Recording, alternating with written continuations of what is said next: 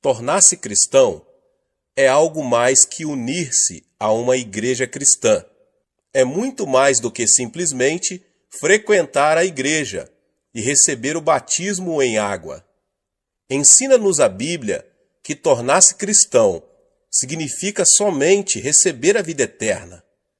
Muitas pessoas têm um conceito errado a respeito do significado da vida eterna. Imaginam que vida eterna significa que vão viver por toda a eternidade no céu. Na verdade, a alma não morre, pelo que até o pecador viverá por toda a eternidade no inferno. Portanto, veja bem, aceitar a Jesus Cristo não significa apenas viver na eternidade. A palavra grega para a vida eterna é zoeaionion, que significa o tipo de vida de Deus. Você e eu temos a vida humana, que foi amaldiçoada por Deus com a pena de morte. Mas quando fomos a Cristo, nossos pecados foram perdoados, fomos purificados e o Espírito Santo veio morar em nós, trazendo às nossas almas a vida de Deus. Jesus Cristo é a vida de Deus. Quando ele vem à sua alma, você passa a ter a vida eterna, a vida de Deus.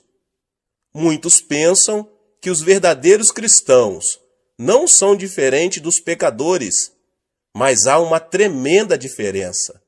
Os crentes são tão diferentes dos incrédulos, como o céu é diferente da terra, porque os verdadeiros cristãos têm a vida de Deus em seu coração. Se você tiver a vida de Deus em você, irá para o céu e viverá ao lado de Deus, pois a vida de Deus estará vivendo em você a partir de agora mesmo, a partir do momento em que você aceitar a seu Filho como seu Salvador. Disse Jesus Cristo que se alguém tem a vida de Deus em si, 5 sinais se seguirão em sua vida. Antes de subir aos céus, deixando a terra, o Senhor fez uma tremenda promessa aos seus seguidores. E esses sinais hão de seguir os que creem. Em meu nome expulsarão demônios, falarão novas línguas, pegarão em serpentes, e quando beberem alguma coisa mortífera, não lhes fará dano algum. Imporão as mãos sobre os enfermos e os curarão. Depois de o Senhor lhes ter falado, foi recebido no céu e assentou-se à destra de Deus. Então os discípulos partiram e pregaram por toda parte, cooperando com eles o Senhor e confirmando a sua palavra por meio de sinais que a acompanhavam. Disse também Jesus que os céus e a terra haviam de passar, mas suas palavras permaneceriam. A palavra de Cristo deve permanecer, e ele a confirma com sinais que a acompanham. Leio na Bíblia que Jesus Cristo é o mesmo ontem, hoje e eternamente. Seu ministério nunca mudou. Ele está conosco hoje e devemos ver estes 5 sinais acompanhando o nosso ministério. Somente a incredulidade dos cristãos os impedem de fazer esses sinais. Mas se cremos, todos esses sinais nos acompanharão. O primeiro sinal é que expulsaremos os demônios pelo nome de Jesus. Em nossos dias, as pessoas nos perguntam: onde estão os demônios? Diz-nos a Bíblia que no começo de nossa história o diabo se aproximou-se de Adão e Eva e os enganou. Enquanto Jesus esteve neste mundo, foi tentado por Satanás. Depois de jejuar durante 40 dias e 40 noites, quando ele se dirigiu à sinagoga para pregar, e por onde quer que ele fosse, Satanás o desafiava, e por onde quer que Cristo fosse, ele expulsava demônios. Em certa ocasião, ele disse a Pedro: "Para trás de mim, Satanás." Mais tarde, o diabo haveria de entrar no coração de Judas Iscariotes e nele plantar a ideia de trair a Cristo. As pessoas de mentalidade mundana não entendem as coisas espirituais, mas quando somos iluminados pela vida de Jesus, ficamos sabendo que existe um inimigo chamado diabo. Nesses últimos dias, a obra do diabo está aumentando, mas Cristo nos concedeu esta promessa, segundo a qual podemos expulsar demônios em seu nome. Diz a Bíblia que Cristo é a verdade e que sua palavra é a verdade. Os ímpios dizem que o diabo não existe, mas Cristo nos diz que existe um diabo e seus demônios para serem expulsos. As pessoas ímpias dizem que existe apenas a natureza humana, mas Jesus nos diz que o diabo causa a concupiscência da carne, a concupiscência dos olhos e a soberba da vida. Nós, crentes, devemos desafiar os poderes de Satanás. Eu estava pregando em minha igreja certo dia e estava no auditório a esposa de um famoso médico. Ela estava paralisada de um lado e arrastava uma perna ao caminhar. Depois de ouvir o evangelho, ela passou a frequentar a igreja com regularidade. Em certa manhã, ouvi o som de uma gargalhada estranha que vinha da igreja. Senti um calafrio percorrer minha espinha. Quando me dirigi ao local, vi aquela mulher rindo e zombando. Tão logo me dirigi a ela e coloquei minha mão em sua cabeça. Ela se pôs a amaldiçoar-me. Fiquei chocado, porque essa senhora era de educação refinada, formada em farmacologia, educada numa universidade de Tóquio. Eu não podia crer que ela estava proferindo aquelas palavras tão vis. Quando comecei a orar por ela, uma voz estranha começou a sair de sua boca.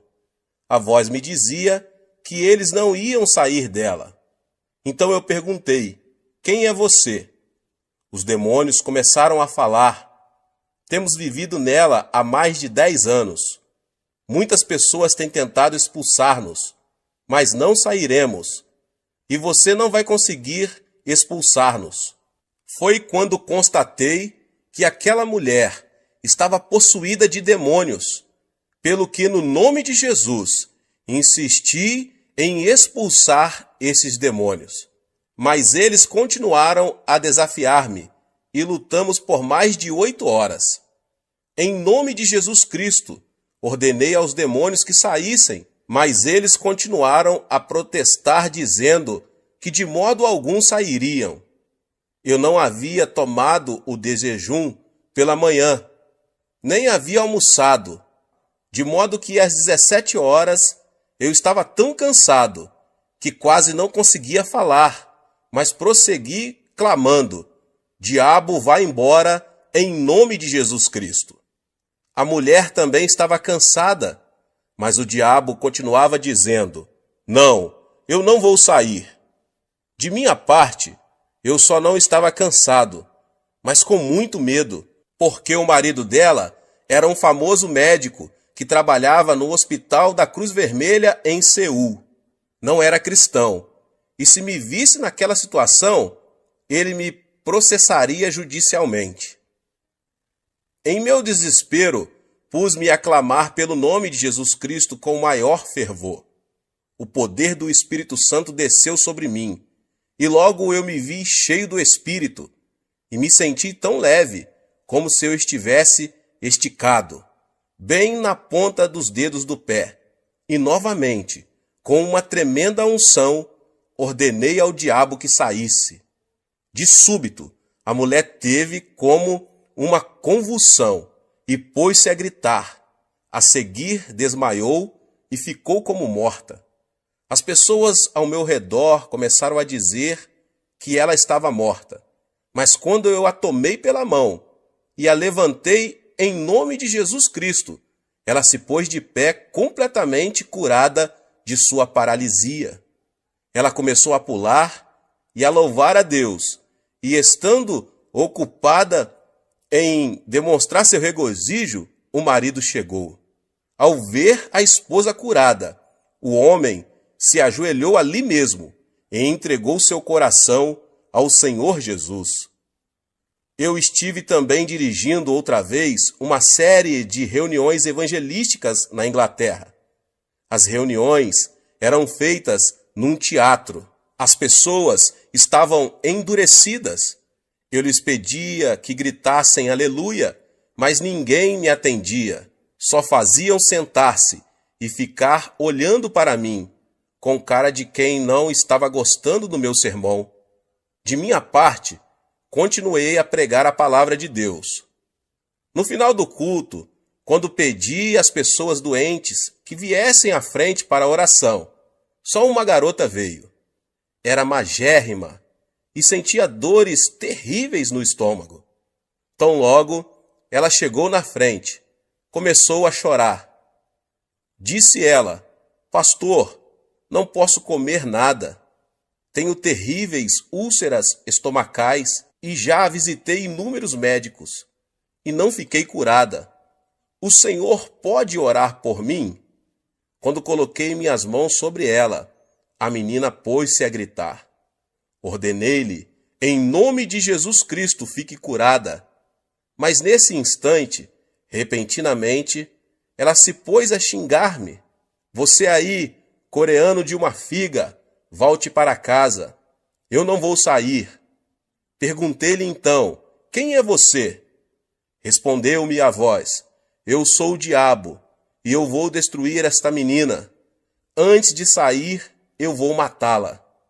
As pessoas por todo o teatro ouviram essas palavras. A congregação sentiu-se eletrizada. Todos se levantaram. Ordenei então ao diabo, diabo, em nome do Senhor Jesus, sai dessa mocinha.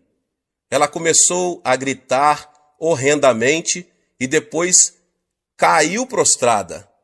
Ergui-a pela mão, em nome de Jesus, e ela com o rosto radiante disse, louvado seja Deus. Ele foi embora. Ela ficou completamente curada. As pessoas apressadamente vieram à frente para receber orações. A partir da noite seguinte, a multidão encheu o teatro. O poder de Deus se manifestou às pessoas que o buscavam.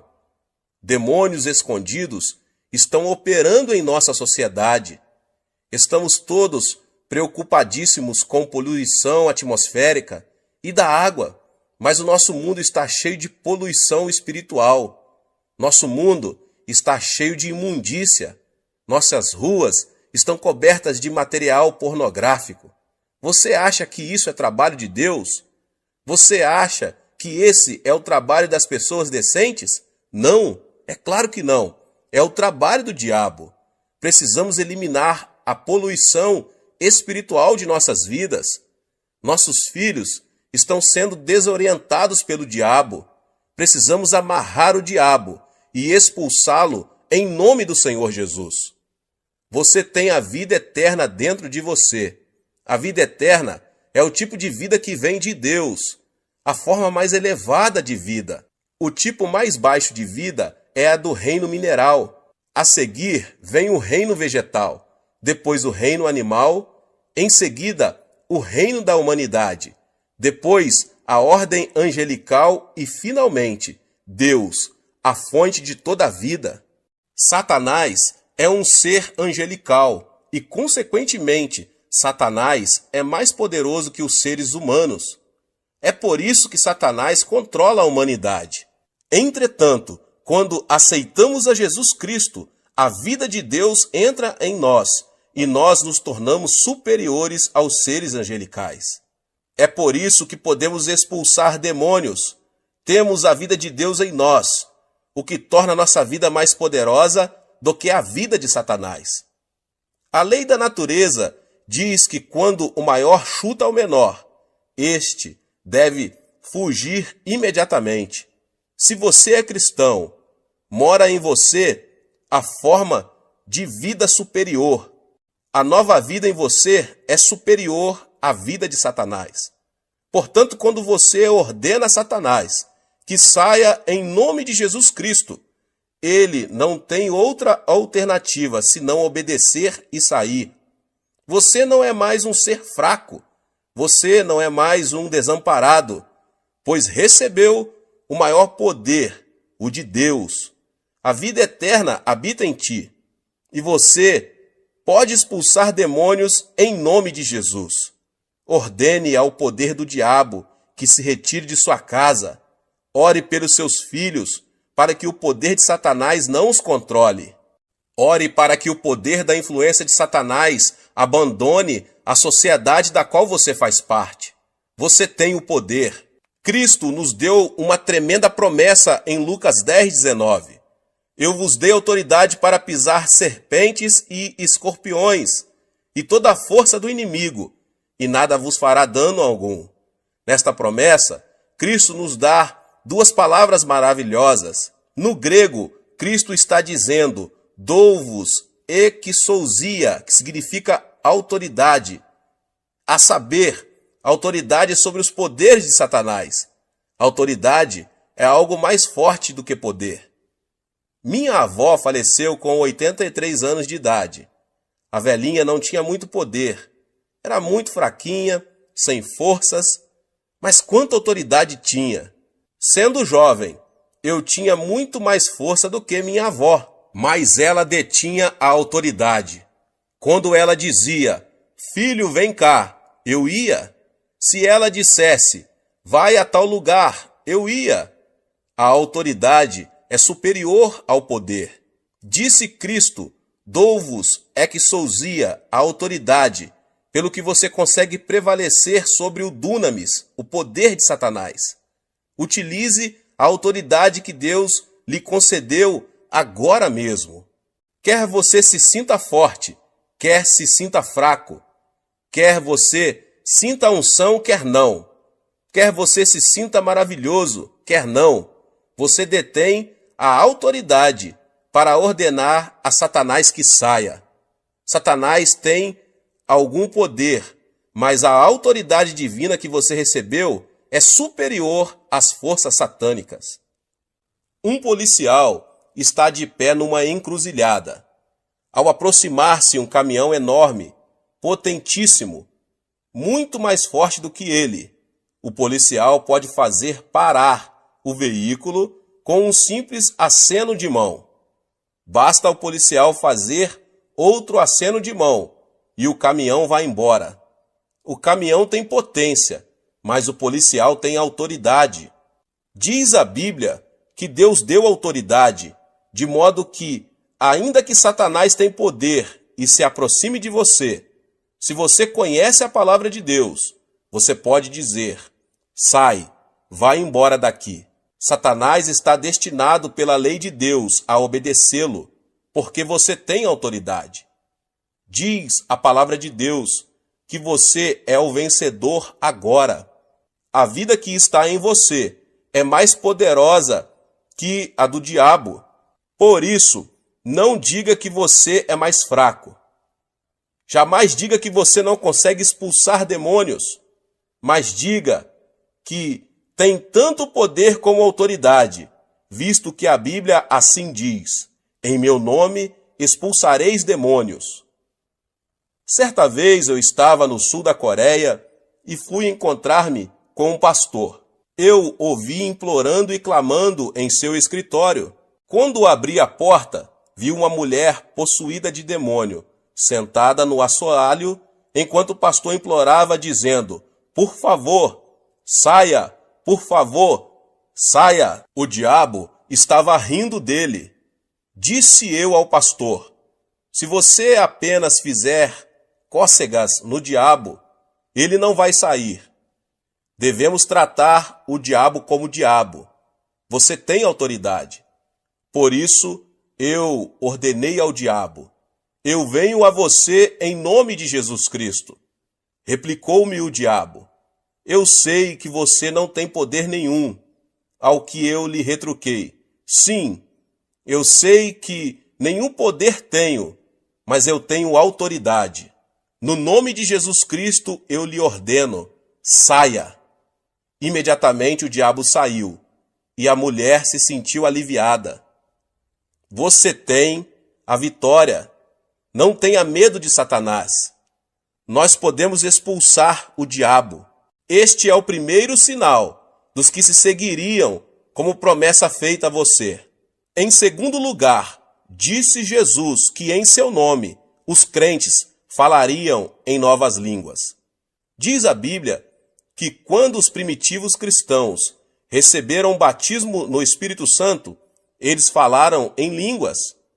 Quando o pecador se converte, o Espírito Santo vem habitar nele. Mas quando essa pessoa recebe o batismo no Espírito Santo, o Espírito toma conta dele e flui através dele. O Espírito Santo assume o controle de sua língua e ele começa a falar numa língua nova, muito bonita. Eu próprio oro muito em línguas, mas a Bíblia nos ensina mais do que o uso de línguas desconhecidas, visto que quando nós nos tornamos cristãos, recebemos uma nova língua, isto é, uma nova linguagem. Quando estávamos no mundo, falávamos a linguagem mundana, mas quando nós nos tornamos cristãos, passamos a falar de novas coisas. Começamos a falar a nova língua da Bíblia. Trata-se de uma língua celestial vitoriosa. Tiago nos diz em sua carta, inserida na Bíblia, que a língua é um órgão pequeno, mas capaz de controlar todo o corpo. Diz ele que podemos controlar um cavalo com um freio enfiado em sua boca, em que o piloto dirige um enorme navio numa tempestade mediante um leme. Até mesmo uma pequena fagulha pode incendiar uma cidade inteira. A língua também, embora seja pequenina, é tão poderosa que consegue controlar todo o corpo. Dizem os neurocirurgiões que o centro da fala de nosso cérebro controla o cérebro todo. Assim que é o que você fala controla seu corpo todo. Se você fala negativamente, tais coisas negativas controlam o seu corpo inteiro. Se você falar doenças o tempo todo, as doenças controlarão seu corpo. Se você falar de pobreza, a pobreza vai controlar todo o seu corpo. Aquilo que você fala é o que finalmente vai dar forma à sua vida e determinar seu destino. Pelo que você vai ter que vigiar sua língua. Você não deve jamais entregar sua língua a Satanás e falar negativamente. Não fale de doenças, de pobrezas ou de fracassos, nem daquelas coisas negativas que passam a controlar seu corpo e, portanto, seu futuro. O famoso fundador da missão do Congo tinha câncer no fígado e o médico lhe disse que ele não poderia viver por muito tempo. Por isso, ele saiu do Congo e voltou para a Inglaterra. Um dia, estando deitado num divã, tomando sol e lendo a Bíblia, seus olhos caíram em 1 Pedro 2,24 e ele leu: Ele mesmo levou em seu corpo os nossos pecados sobre o madeiro, para que, mortos para os pecados, pudéssemos viver para a justiça. Pelas suas feridas fostes sarados. Uma nova revelação veio ao seu coração. O médico disse que eu sou um moribundo. A Bíblia diz que pelas suas feridas eu fui curado. Devo acreditar no médico ou devo acreditar na palavra de Deus? É claro que eu devo acreditar na palavra de Deus. A partir deste momento, ele determinou a falar da forma como a Bíblia fala, e pela fé, ele declarou o seguinte: pelas suas feridas eu fui sarado. A palavra de Deus começou a controlar seu corpo, e esse missionário ficou completamente curado do câncer no fígado. Uma moça estava morrendo de tuberculose. O médico do sanatário chamou a mãe dela e pediu-lhe que levasse a filha para casa, para ela morrer ao lado da família. Por isso, seus pais foram ao hospital e levaram a filha embora. Ela estava prestes a morrer. Conduziram-na para o apartamento onde moravam. Certo dia, sua mãe estava passando roupa, e a filha leu na Bíblia a passagem que diz: pelas suas feridas fostes sarados. Ela gritou: mãe, vem cá, olhe esta passagem. Diz que pelas feridas de Cristo eu fui sarada. Se eu fui sarada, por que devo ficar deitada aqui? Traga minhas roupas e meus sapatos. Sua mãe replicou: oh não, você não deve levantar-se, porque o médico nos advertiu muito bem que você deve ficar deitada. Replicou a jovem: mãe, será que Deus disse uma mentira? Você sempre me ensinou a crer na palavra de Deus. E a palavra diz que pelas feridas de Cristo eu fui sarada. Não devo crer nessa palavra? A mãe trouxe as roupas pedidas e a filha as vestiu. A moça levantou-se e, embora gaguejasse um pouco, declarou: eu fui curada pelas feridas de Cristo. Sua língua começou a controlar-lhe o corpo todo. Ela se dirigiu à cozinha, cozinhou alguns alimentos e pôs-se a comer. Depois foi à sala para louvar a Deus. À medida que confessava que estava curada pelas feridas de Cristo, foi ficando cada vez mais forte, de modo que, dentro de uma semana, sentia-se muito bem. Ela foi ao hospital e, depois de passar por um exame médico completo, foi declarada curada. A palavra de Deus deve permanecer para sempre. O que você falar, vai obter. A Bíblia nos manda falar à montanha e ordenar-lhe que seja lançado ao mar, e isso acontecerá. A Bíblia contém 32.500 promessas. Pronuncie as promessas de Deus e você vai obter o que a palavra de Deus promete a você. Muitas pessoas estão pronunciando as palavras erradas. Estão continuamente falando de modo negativo. Falam de seus fracassos, falam de suas fraquezas, falam de sua infelicidade.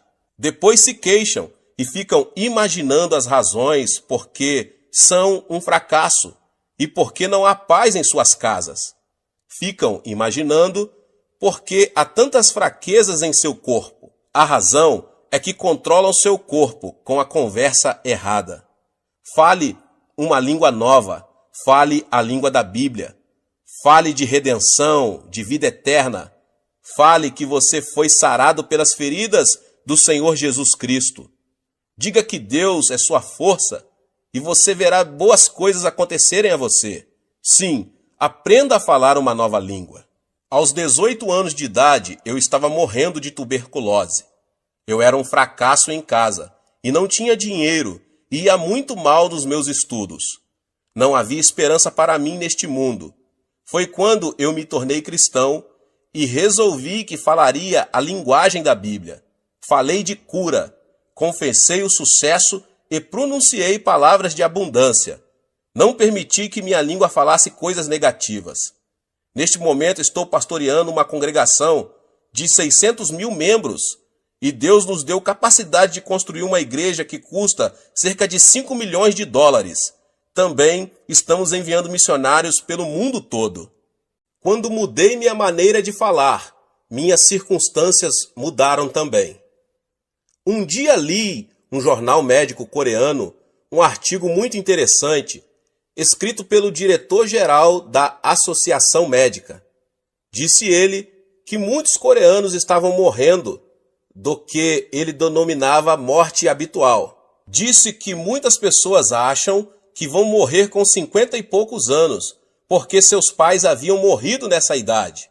Por isso, ao entrar nos 50 e poucos anos, já começaram a ter tonturas e pensam que vão morrer logo. E muitas pessoas morreram nessa faixa de idade, ainda que não haja causa médica para a morte. Disse o médico que a pessoa não deve antecipar a mesma experiência de seu pai, porque esse raciocínio tem produzido muitas mortes prematuras. Eis aí, até um médico incrédulo confessa que a língua controla nosso futuro. Você pode ser vitorioso. Você pode ser curado. Sim, você pode viver uma vida feliz. Comece agora mesmo a falar a palavra de Deus e mantenha o tipo correto de conversa. Põe as palavras certas em sua boca. Fale uma nova língua. Em terceiro lugar, a Bíblia diz que os crentes pegarão em serpentes. Isso não significa que devemos andar por aí pegando em cobras. Só um louco faria isso. Serpente aqui significa Satanás. A serpente chamada Satanás chegou a Adão e Eva no jardim do Éden e seduziu-os, fazendo-os voltar-se contra Deus. Nós, seres humanos, somos feitos de corpo, alma e espírito. Mediante nossos 5 sentidos, pertencentes ao nosso corpo físico, nós nos comunicamos com o mundo. Portanto, nosso corpo é mundano. Nossa alma é nosso verdadeiro eu, nossa verdadeira personalidade. Mediante o conhecimento e as emoções, nossa alma pode tomar decisões e exercer sua vontade. Portanto, nossa alma é apenas autoconsciente. Somente mediante nosso espírito podemos comunicar-se com Deus. Através do nosso espírito conhecemos Deus e o adoramos.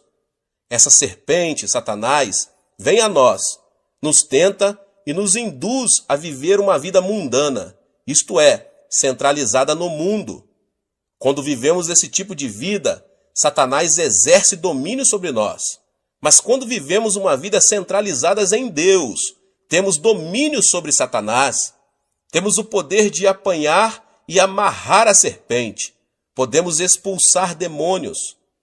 Quando você decide viver uma vida centralizada em Cristo, você se torna uma pessoa dirigida pelo Espírito Santo.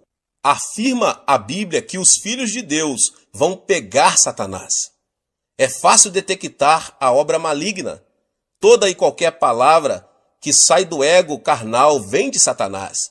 Mas toda e qualquer palavra que induz você a viver uma vida centralizada em Cristo é proveniente do Espírito Santo. Agora você pode pegar em serpentes. Você consegue discernir a obra do maligno e expulsá-lo. Em quarto lugar, a Bíblia diz que se os crentes beberem alguma coisa venenosa, mortífera, não lhes fará mal algum. Certo dia, eu fui a uma cidadezinha para um culto. Veio a mim uma garotinha de 7 anos de idade. A boca da menina estava toda queimada. Era uma órfã que havia perdido seus pais quando fugiam da Coreia do Norte como refugiados. A menina estava trabalhando na casa de uma senhora muito rica e muito perversa. À noite, a menina não podia sequer ir à cozinha para beber um copo de água. Em certa noite, a menina sentiu uma sede muito grande. Ela rastejou até a cozinha e pôs-se a tatear no escuro à procura de água, sem perceber que aquela vasilha continha veneno contra ratos. Ela bebeu um gole. Embora a pobrezinha tenha começado a vomitar sangue, a patroa não a levou a um pronto-socorro médico, deixou-a de lado para que morresse. Mas essa menina era cristã e começou a clamar por Jesus Cristo, pois o Senhor a tocou. Depois de contar-me sua história, a menina abriu a boca. Viu que, embora seus lábios estivessem queimados, nenhum dano havia sido feito em sua garganta. Seu esôfago estava perfeito. A palavra de Cristo havia sido posto à prova. A menina havia bebido do veneno violento e não tinha sido prejudicada. Hoje bebemos veneno de todo tipo. O ar é poluído, a água é poluída. Pior do que isso, sofremos de poluição espiritual. Quando ouvimos rádio ou vemos TV, esse veneno penetra em nossa mente. Mais pessoas sentem-se deprimidas hoje do que em toda a história humana. Durante a Segunda Guerra Mundial, apenas 300 mil americanos morreram na frente de combate, mas muito mais de 1 milhão de pessoas morreram na nação americana por causa do veneno trazido pelos ataques do coração e preocupações. Mais pessoas morreram hoje, no mundo inteiro, por causa do medo e das preocupações do que por outras coisas. Diz a Bíblia que no nome de Jesus Cristo nós podemos livrar-nos deste poder venenoso. Quando você se ajoelha e ora em nome de Jesus Cristo, o espírito de medo o abandona. Você se livra desse veneno espiritual e passa a ter paz e alegria pelo nome de Jesus. Às vezes, quando chego em casa depois de um dia duro no escritório da igreja, sinto-me muito estranho. Minha esposa parece irritada, meus filhos parecem agitados demais e eu fico aborrecido.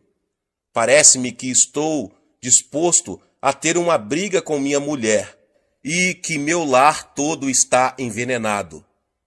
Quando eu era um cristão inexperiente, minha esposa e eu costumávamos ter discussões monumentais que duravam dias. Agora eu sei que existe um meio melhor. Eu entendo que o envenenamento provém da sociedade, pelo que eu ajoelho imediatamente e expulso o mau espírito que veio para destruir meu lar. Reivindico a vitória em nome de Jesus Cristo e logo sinto o seu imenso poder de cura fluindo por toda a casa. Então, quando olho para minha mulher, ela está sorrindo e eu começo a sorrir também. Apertamo-nos as mãos e nosso lar se torna cheio de paz.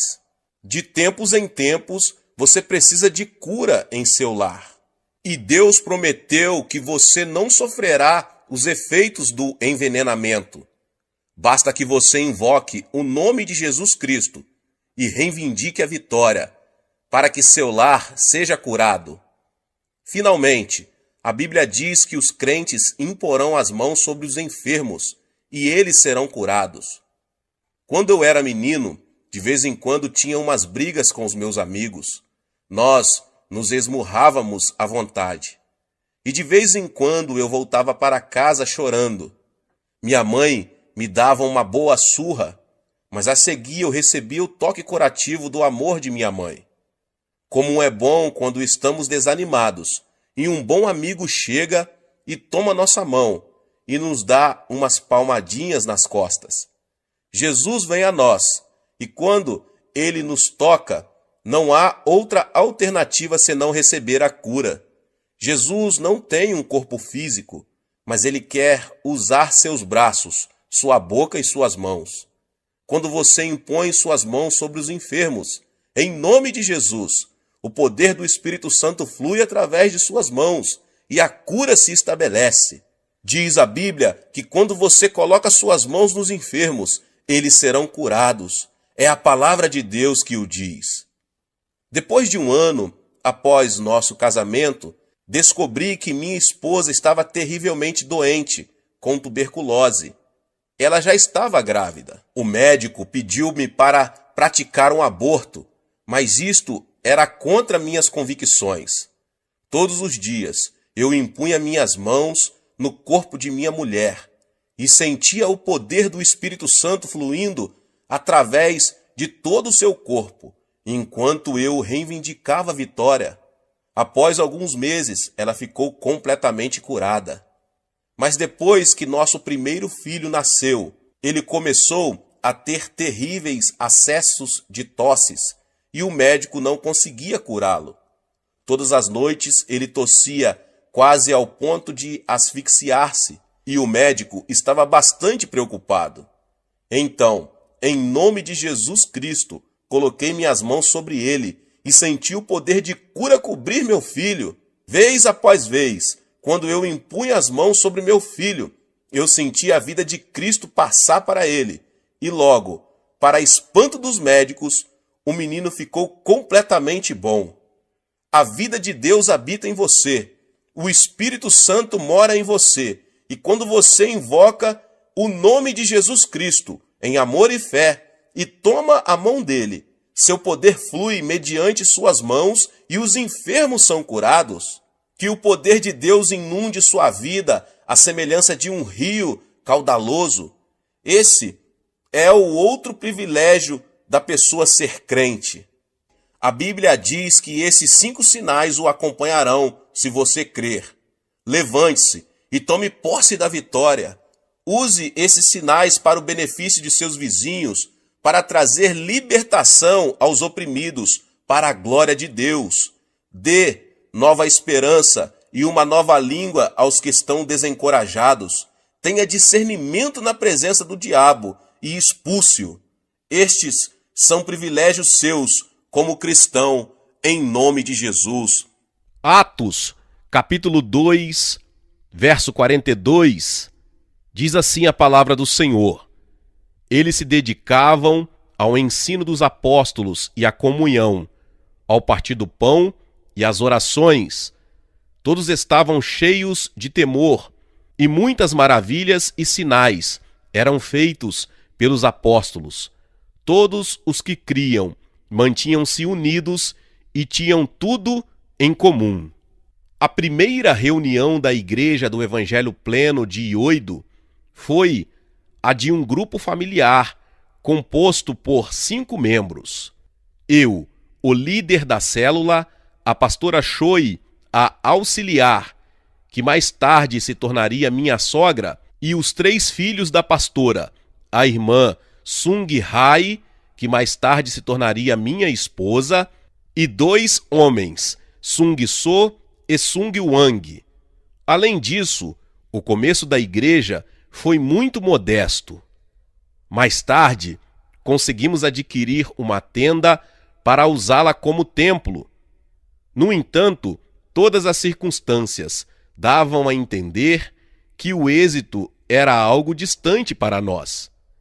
O grande e o único sonho que as pessoas tinham era sobreviver. E nossa igreja, que tinha somente uma tenda, que nesse momento estava estabelecida ao lado de um cemitério, não parecia nada atrativa. As circunstâncias pareciam afirmar que o fracasso era nosso destino. A única luz de esperança que eu tinha era o poder e a consolação do Espírito Santo. Numa situação tão caótica como essa, Deus começou a operar na célula e começamos a experimentar um crescimento. Ao ver que os milagres de cura e de expulsão de demônios acontecia em nossa igreja, as pessoas que até o momento se mostravam críticas passaram a se aproximar de nós. Começaram a correr rumores de que o poder de Deus se manifestava com muita força em nossa igreja, o que motivou muita gente a vir de distâncias consideráveis. A igreja cresceu a tal ponto que o número de membros chegou a superar o da população do bairro a qual pertencíamos. Antes de iniciarmos a igreja, na tenda ao lado do cemitério, já havíamos lançado raízes na região em forma de células. Eu estava prestes a concluir o seminário teológico. Minha intercessora, a pastora Choi, tinha o sonho de construir um orfanato. Dias antes, encontrou-se com a mulher que, anos antes, permitira que morasse em sua própria casa, quando ainda não havia acabado a guerra contra os comunistas. As duas mantiveram uma relação muito forte durante 3 anos, de tal forma que compartilhavam o pouco alimento que estava reservado para suas famílias. O marido daquela irmã desejava doar-lhe por gratidão um terreno de cerca de 3.200 metros quadrados para pagar aquela dívida. O sonho de construir um orfanato estava prestes a ser concretizado. Contudo, o fato de entregar os papéis de propriedade ao suposto responsável da construção acabou se revelando um erro, pois nunca voltou a aparecer. A propriedade foi entregue nas mãos de outra pessoa. No entanto, foi nessa ocasião que a irmã Choi recebeu a revelação do Espírito Santo que dizia: não são órfãos somente aqueles que ficaram sem seus pais carnais, mas também aqueles que não conheceram o Pai Celestial. Enquanto isso, eu vivia na casa do missionário R.A. Johnston. Trabalhava como tradutor de missionários e meu único objetivo era seguir carreira dentro da teologia nos Estados Unidos. Quando recebi a notícia de que a irmã Choi abrira um orfanato, decidi ir vê-la. Meu único motivo era cumprimentá-la e orar por ela por alguns minutos. Quando cheguei ao orfanato, a única coisa que vi foi a imagem de uma mulher que estava tirando piolhos de um monte de crianças. Mamãe, como tem passado? Ouvi dizer que abrira um orfanato, mas vejo que luta com piolhos. Seja bem-vindo. E você, como está? Terminou com os preparativos para ir para o exterior? Sim, claro. Vou receber meu título de doutor nos Estados Unidos e espero que a senhora me acompanhe em oração. Creio que você vai conseguir. Você é muito talentoso. Claramente, vem à minha memória quando saíamos juntos para pregar nas estações de trem de Seul e na Praça Pagoda. Você se lembra disso? Claro, lembro que não nos deixaram subir no metrô por causa do tambor. E no fim, não tivemos outro jeito senão ir caminhando e tocando um tambor desde Soedaimon até a Praça Pagoda. Sim, é verdade. Que coragem nós tínhamos! Não nos sentíamos envergonhados por nada. As pessoas tentavam esconder suas lágrimas quando nos ouviam cantar louvores. Mas as pessoas gostavam mais de sua mensagem. Elas se deleitavam realmente com suas mensagens. A propósito, o tempo das chuvas está chegando. Creio que seria melhor construir imediatamente uma casa e começar ali mesmo uma igreja. Estou certo de que Deus estará com a senhora. Aqui terminamos a conversa e eu me encontrava ajudando na construção da casa junto com o pastor amigo e um carpinteiro. O único problema é que não tínhamos um só tijolo. Surpreendentemente, uma vizinha nos ofereceu que usássemos todo o material necessário para a construção da igreja, pois uma fábrica de tijolos lhe devia dinheiro. Era evidente de que a mão de Deus se movia a nosso favor. A madeira que fazia falta para a construção, nós a compramos fiado. Dessa forma, começamos a construir o que em pouco tempo seria nosso templo. Era minha responsabilidade planejar a construção, colocar os tijolos um em cima do outro, enfim, todo o trabalho de alvenaria. Um missionário nos deu uma mão com a questão da eletricidade. Tudo ia bem. O único problema era que não tínhamos dinheiro para pagar o material e a mão de obra. Certo dia, recebemos a visita do administrador de finanças da empresa em que a irmã Choi certa vez trabalhava. O motivo da visita era um salário que eles deviam à minha futura sogra. Esse foi o segundo milagre. Eu me perguntava, como pode ser que as pessoas venham nos trazer dinheiro? Poderíamos ter sido totalmente ignorados. Indubitavelmente, Deus havia depositado o dinheiro para a construção de sua igreja. Aleluia! Obrigado, Deus! Todos estávamos impressionados pela direção sobrenatural de Deus e chegamos a pensar que Deus tinha um propósito especial para a nossa vida. O total desses milagres tornou-nos possível pagar, nesse mesmo dia, todo o custo do material e a mão de obra. Eu mesmo desenhei a casa em 3 cômodos e uma cozinha. As portas que dividiam os cômodos eram corrediças. Isso era para aproveitar o pouco espaço que tínhamos, a fim de usá-lo como templo. Esse foi o nosso local de culto, em forma de células, até o momento em que nos mudamos para a tenda. Em 18 de maio de 1958, começamos a primeira reunião, e a pastora Choi havia colocado várias caixas de maçãs cobertas com uma tela para usá-las como púlpito. Lembro de que foi uma quarta-feira. Antes de inaugurar o templo, a pastora Choi começou a percorrer toda a região para anunciar as boas novas. Enquanto ajudava a cultivar pimentas e arrancar ervas daninhas, e já conseguira a confirmação de 5 pessoas de que estariam no culto daquela noite. Quando morava na casa do missionário Johnston e preparava os papéis para continuar meus estudos nos Estados Unidos, recebi um telefonema da parte da pastora Choi. Irmão Cho, você pode dirigir o culto desta noite em minha igreja? Começa às 19 horas. É algum culto especial? Bem, poderíamos chamá-lo de culto de inauguração do templo. 5 pessoas se comprometeram a vir. Aceitei o convite. Eu estava tão entusiasmado que cheguei à igreja com 1 hora de antecedência. Sentei-me à mesa e comi o melhor banquete como jantar, arroz com cevada. Contávamos os minutos, mas nem sequer uma pessoa chegou até às 20 horas, e chovia.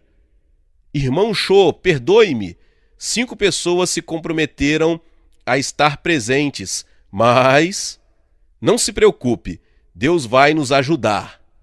Assim começamos nossa igreja, eu, a pastora Choi e seus 3 filhos.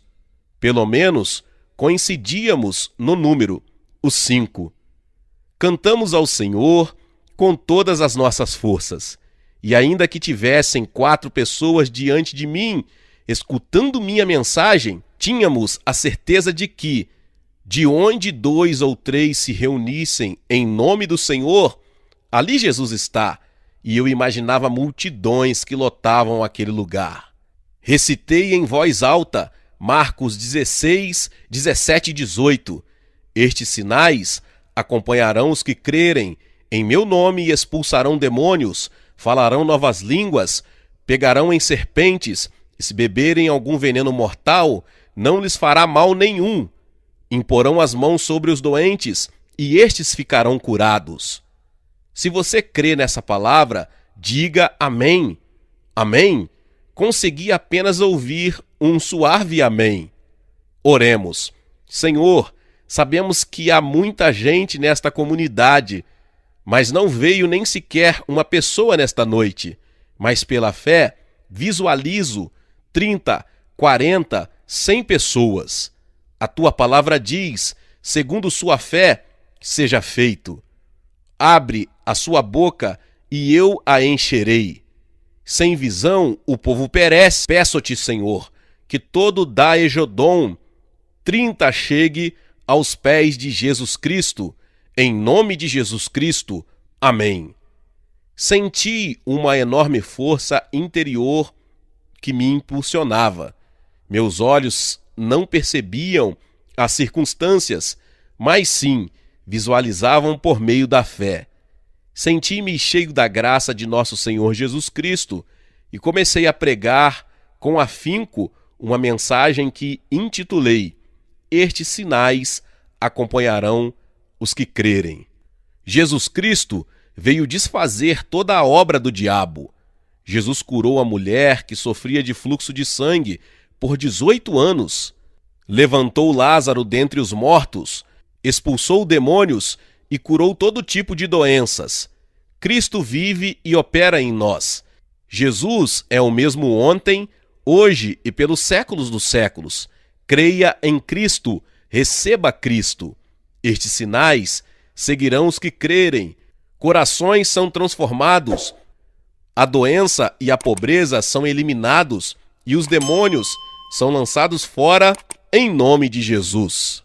Eu pregava com toda a minha alma, até que notei que uma senhora idosa espiava da porta principal da igreja. Oi, irmã, aleluia! Está me esperando? Repentinamente a pastora Choi não hesitou em levantar-se e saiu para recebê-la. Oi, senhora, seja bem-vinda. Depois de uma longa pausa, consegui continuar com a mensagem, mesmo tendo 5 pessoas e uma senhora que não entendia meu sermão. Senti-me entusiasmado ao pregar a palavra de Deus. Logo decidi mudar-me da casa do missionário para a casa da irmã Choi e entrar completamente no ministério. Mas isso significava permanecer de joelhos, orando 10 horas por dia, visto que não nos pediam que os visitássemos em seus lares. Clamávamos a Deus das 4:30 às 7 horas. Tomávamos o café da manhã e orávamos outra vez até o meio-dia. Depois, descansávamos um pouco e orávamos de novo até o anoitecer. Clamávamos tanto que se escutava o barulho das vozes de oração, até onde estava o terminal de ônibus. Aos poucos, comecei a entender que Deus havia me chamado como pastor. Ainda assim, por um tempo em meu coração, continuei com o desejo de seguir os meus estudos e desenvolver meu ministério como teólogo. A primeira vez que me veio à mente a ideia de que Deus me havia chamado para pastorear uma igreja foi quando eu travava uma tremenda batalha contra a enfermidade, quando estava no seminário. Meu sonho era ser teólogo. Tudo o que estava guardado em minha mente era receber o título de doutorado em uma universidade dos Estados Unidos e depois voltar à Coreia e capacitar pastores e líderes como professor de teologia. Isso me motivou a ensinar meu idioma ao missionário Johnston e a preparar tudo para continuar os meus estudos nos Estados Unidos. Era uma quarta-feira, a temperatura havia baixado drasticamente e para alguém como eu que sofria de tuberculose, o clima não era nada favorável. E como se não fosse o bastante, os médicos diagnosticaram que eu estava com pneumonia.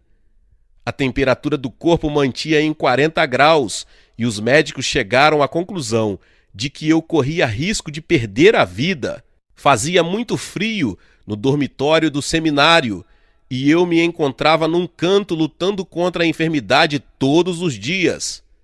Fazia 4 dias que eu não comia nada e meus olhos estavam se fechando. De repente percebi que alguém batia em minha porta. Era a irmã Choi. Você sente muita dor? Comeu alguma coisa? Não pude responder a ela, pois não tinha forças nem para abrir a boca. A irmã Choi, que havia sido enfermeira no passado, deu-me um antitérmico e também me ofereceu um pão de carne. Devorei tudo, mas depois de alguns minutos, vomitei o que havia comido e desmaiei. Era uma convulsão estomacal. Logo percebi que, se não fosse pelo sacrifício da irmã Choi e de alguns colegas do seminário, não me teria recuperado. Isso fez brotar em mim um sentimento profundo de gratidão, tanto que certo dia aproximei-me de Choi e disse: quero que seja minha mãe espiritual. Todas essas experiências me levaram a meditar numa grande variedade de coisas. Por exemplo, descobri que havia deixado de lado o compromisso de entregar minha vida como pastor e ajudar os pobres e necessitados. Também descobri uma motivação impura que havia dentro de mim. Meu sonho estava baseado na sede por fama e reconhecimento, e não em que fosse para a glória de Deus. Tive a certeza de que esse desejo não era agradável a Deus e não hesitei em me arrepender e confessar todos os meus pecados ocultos. Depois dessa experiência, continuei lendo a Bíblia e alguns livros relacionados com teologia, assim como não deixei de orar com todo o fervor de minha alma. Subia todos os dias a um monte com outros colegas do seminário para receber a plenitude do Espírito Santo. Em outubro de 1957, H. Ehrman, famoso evangelista estadunidense, iniciou uma cruzada evangelística que se estenderia por 24 dias. Ofereci-me para ser intérprete. A guerra havia deixado grandes marcas e as pessoas estavam famintas, procuravam ouvir alguma palavra de esperança. O Espírito Santo começou a agir miraculosamente e senti que eu não era mais o mesmo. Pregava com tanto fervor que logo me disseram que as pessoas me haviam confundido com o evangelista. Meus colegas do seminário vinham todas as noites para participar da cruzada e depois ficavam por toda a noite orando. Certamente eu não queria ser exceção. Mesmo com problema de saúde, uni-me ao grupo de seminaristas na oração e intercessão. Meus colegas aconselhavam que era melhor que me prevenisse contra algum sintoma de enfermidade, que eu descansasse, mas quanto mais me repetiam isso, mais eu me lançava no fogo da oração. Por meio dessa experiência, cheguei à conclusão de que o chamado que Deus me concedera não era o de ser um erudito, mas sim um pastor. Glória a Deus, aleluia, que palavra poderosa! Louvado seja o nome do Senhor. Talvez você chegou aqui pela primeira vez e ainda não é inscrito aqui no canal. Se inscreva aqui no canal para acompanhar todas as palavras que são ministradas aqui no canal. Você também precisa ativar o sininho das notificações. Logo você vai ver a palavra todas. Clica nela, porque todos os dias são postados vídeos abençoados aqui no canal para te abençoar. Deixe também o seu like e não se esqueça de compartilhar esta palavra com mais pessoas. Meus irmãos e minhas irmãs, nos vemos nos próximos vídeos. Amém.